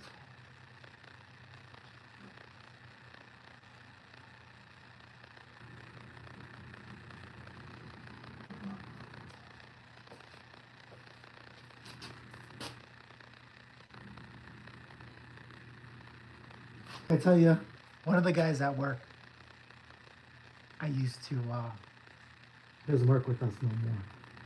But every time he put something down, he would make a sound. And I can't tell you the sound because it's inappropriate, but he would make a sound. And that's how he would remember where he put something down is the last time he made that sound. I found it. All right, so we're just hopefully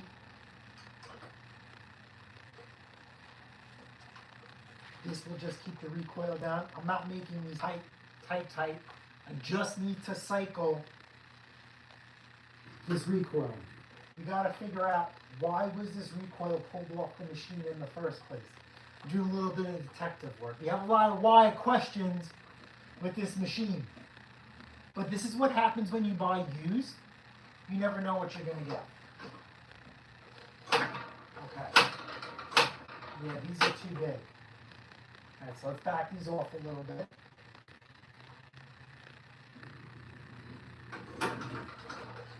Okay, so this works. You see that? We're pulling it. And it goes back in.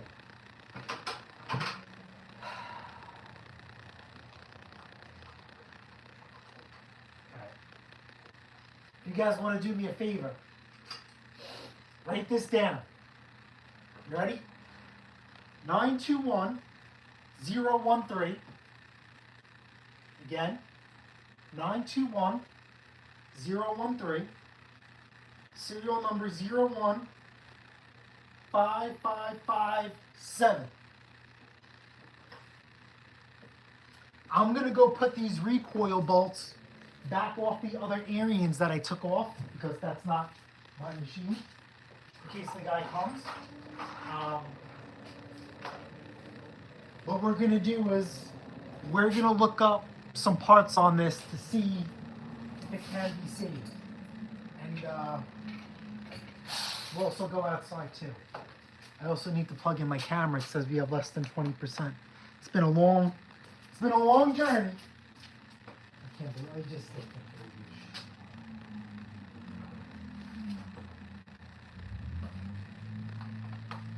All right, let's go outside. Let's let out the heat.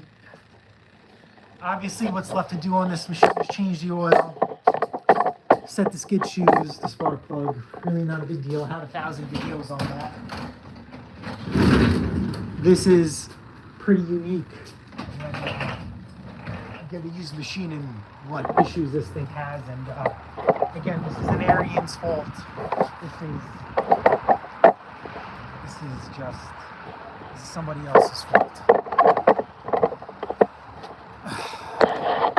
All right, let's put these back.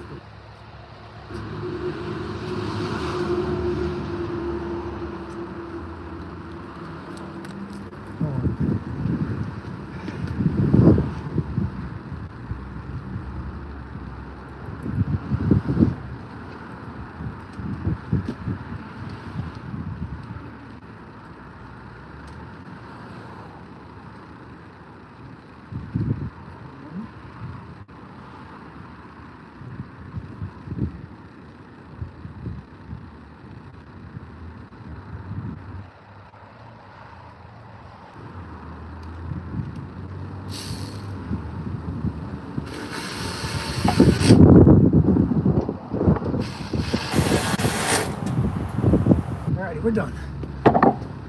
Back inside. Alrighty.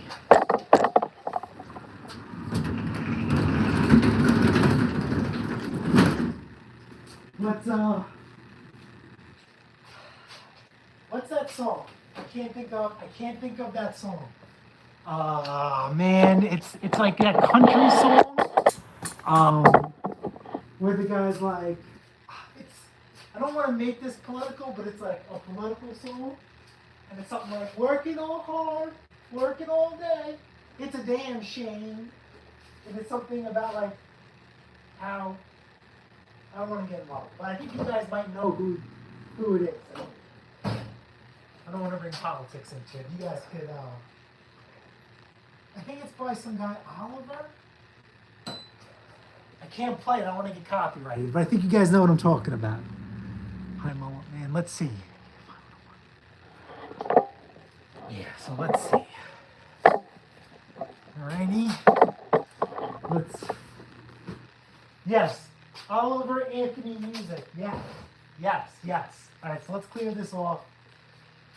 Let's look at the part schematic. And we'll get this thing going. We know we need a cable and a spring potentially.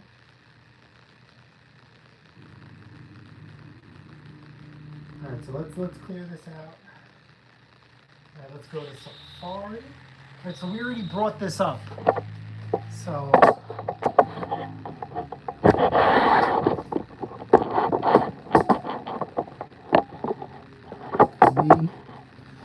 hold on. Can we do that? Serial number. What's the serial number on this thing? 01557. 01555. Alright, so we need this one right here, serial number. Okay, we're going to scroll up, shoot an auger. Okay, so we have this one here. We're going to click here because we need this cable.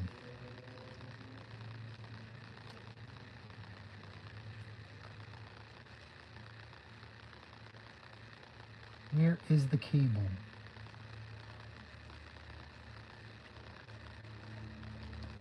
There's no cable on here? What the freak?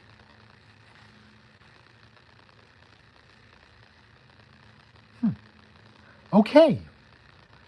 No. Is there a spring on here at least? Let's take a look. Nope. Shoot crank. Nope. Well, that was good for nothing. That was really good for nothing.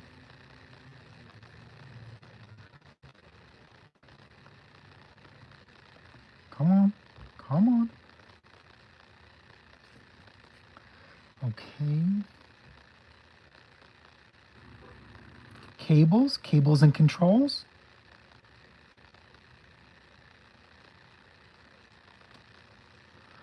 Okay, that's your brake handle. So brake handle,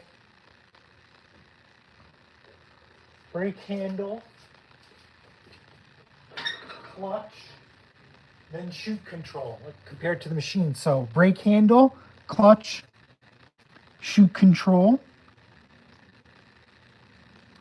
So let's go to 11. Brake handle,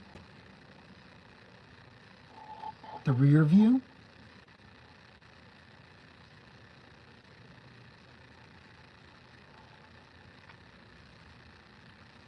Why is this showing 2 brake handles? All right, let's just take a look. Cable control, remote wheel, interlock, control deflector, cable attachment to what? Who knows? Traction cable, that's drive. So let's do the process of elimination. Let me write this one down. Hold on. I'm only showing this because if you have trouble looking up parts, maybe I do, but we could do this whole thing of elimination. So cable 06900.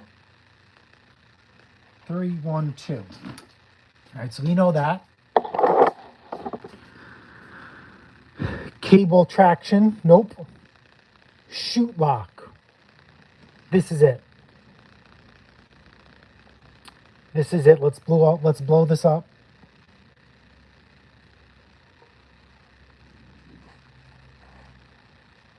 Yep, this is it. So this is it. This is the chute lock.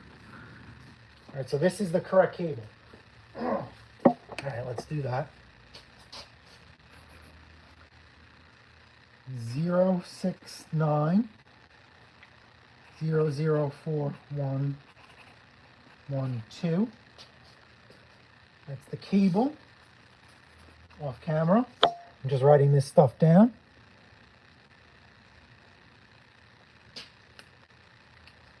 Okay. It's not going to pull up the spring, but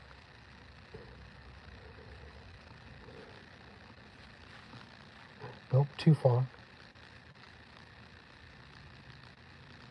Nope, doesn't pull up the spring. Okay, so then let's go here back again. Now we need to find that spring. Let's see something here. See it shooting auger? See, this is what's throwing me off.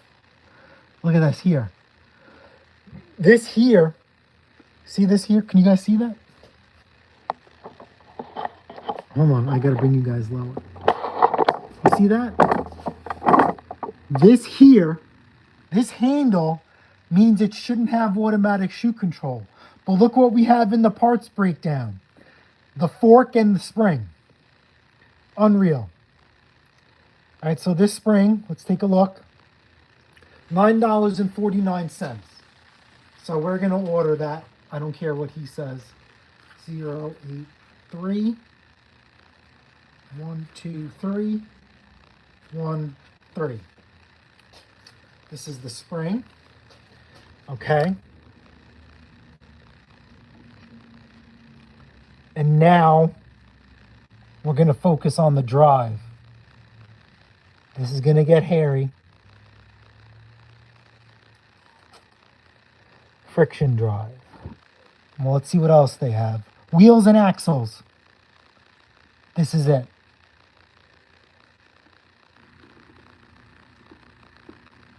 But here, can you guys see this? This is what... Hold on. Can you guys... Let me rotate the screen. Nope. Nope. All right, let's pick up this screen. But here is the drive system. Remember what I was talking about? This whole system compared to like an auto turn is 110% completely serviceable. You could buy all these components that are worn, broken, or missing and replace them. Now let's take a look at this breakdown. An observation would be, look at this right here. They're playing Lawnmower Detective. Look at this right here, number 13. What is that? That looks like a keyway.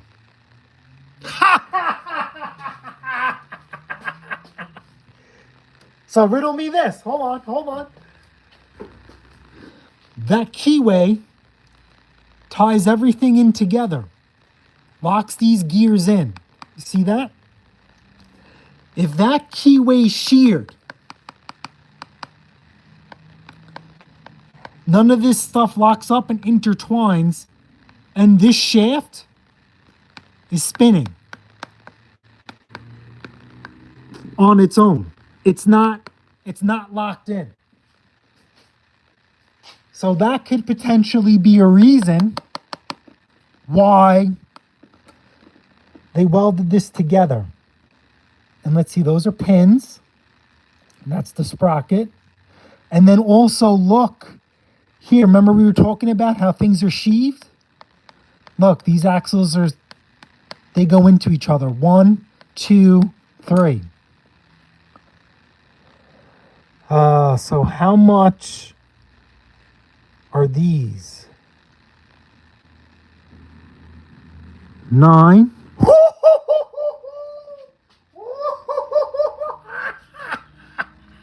Look at that. Look at that. 258. 008. Jesus. Jesus. Okay, then let's get this shaft, because this has to go to the other side.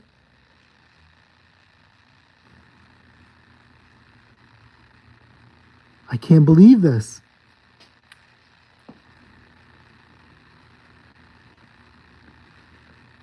$103. 521 01 100. Okay, now hold on, hold on. Now let's look along. Here, that's the gear for the keyway. What about those clips? Okay, so these are the clips right here. These clips, we'll blow this up, bolt onto the axle. Look at this, look at this. Potentially, over a $3 part, they welded these. 057 00001. These are clips, shaft, and shaft. What a shame. What a freaking shame. Now, the only thing I want to do is let's go back to that schematic and let's look and see if we could tell. We have 9. Is this separate or is it the same? Oh, 20. Let's see what 20 is. That's the clicker.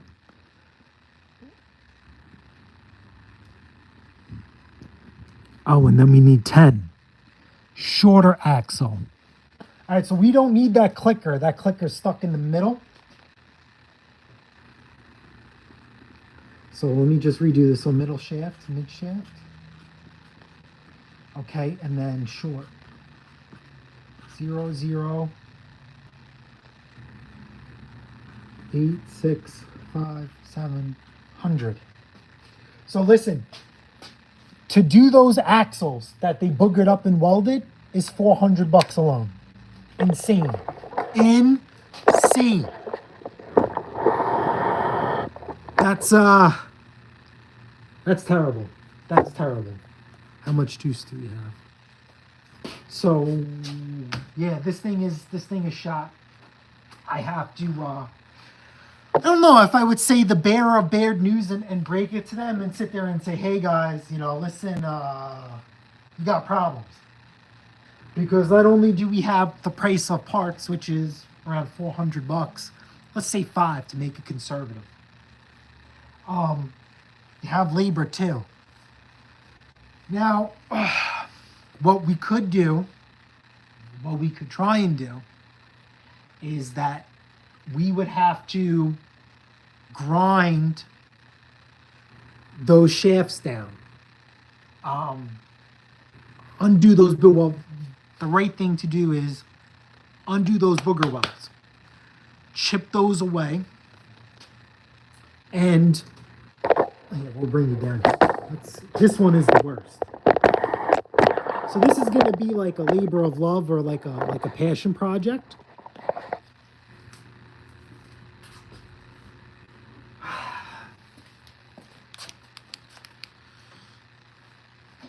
We are going to have to chip away all these welds. Reshape the axle. And pray that after we get all of this off, that this rim slides off. That it's not frozen to the shaft. If it's frozen to the shaft, we're opening up another can of worms. In the past, not on any Ariens, but on other machines, the rims and tires cost more than the shaft that they go on.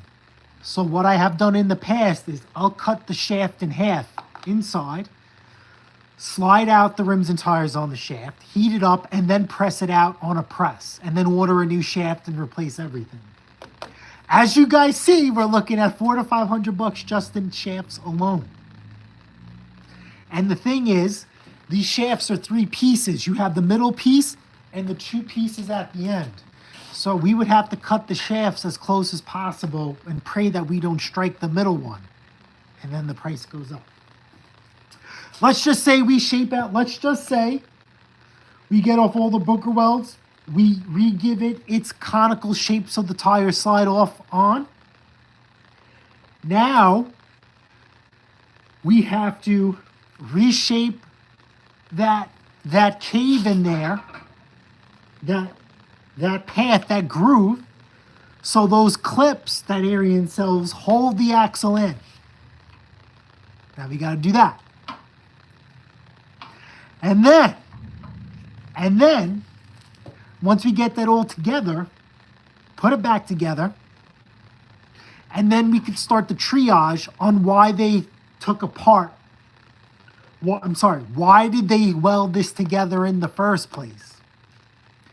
So do you see we have to unravel this ball that they created before we get to the root cause of why this was here? Whether it's a spring, a keyway. I've never seen anything else fail besides that. So we're screwed. Not screwed. We're just opening up a can of worms. That's just a lot of money. And I don't think, I know, how about this? I know they won't go that way. We're looking at more than double than what they paid for the machine on top of the surface. So I don't know how much they value that. But we shall see. All right, so let's see. I'm gonna have to plug you guys in. So let me know what you guys think about this. I don't know if you guys enjoyed this. I did post this on a few places for a couple people to check this out. Again, if you missed this whole beginning, at a certain point, YouTube is going to turn this into a video. Once YouTube turns this into a video, you're able to watch this back. And remember, this is live. There's going to be a couple of buffers in between of me just scrounging tools and whatnot. And me emotionally going through this machine. This machine has been ruined, in my opinion. Off camera, I'm going to change the oil, do the spark plug, put some gas in it, and see how this thing really runs, and verify the light works. I think for the most part, you guys heard this thing fire up for a split second. We know for the most part, this thing is good to go. Anything outside the normal, I will open this back up for another video. Until then, we are done. Thanks for hanging out with me today in the garage.